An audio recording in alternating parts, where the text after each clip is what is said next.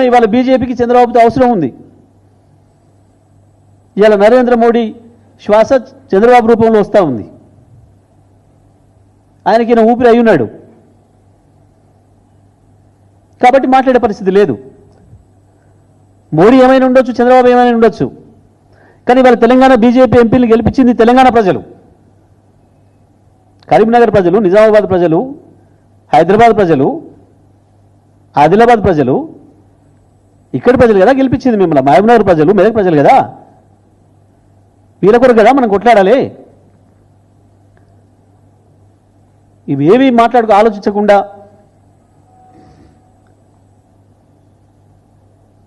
దీంట్లో ఏందో రాజకీయాలు లాభం వస్తుందో తెలివి తక్కువ ప్రయత్నం చేయకండి. రాజకీయ ప్రయోజనాలు రాకపోగా మొత్తం మన బతుకుదిరివే ఆగమైపోతుంది తెలంగాణది. మిగులు జలాలనేవి సముద్రంలో కలుస్తున్నాయనేవి కుట్ర, పెద్ద కుట్ర ఇది. చంద్రబాబు నాయుడు గారు ఆ ప్రచారాన్ని చేపించి మనందరినీ కూడా మాయలో పడేసి తెలంగాణ ప్రజల్ని, ఇక్కడ పార్టీల్ని మోసం చేసి పార్టీల మధ్యన తగాదలాగా సృష్టించి తను బయటపడాలనుకుంటున్నాడు. ఎట్టి పరిస్థితులలో బీఆర్ఎస్ పార్టీ దాన్ని అంగీకరించదు.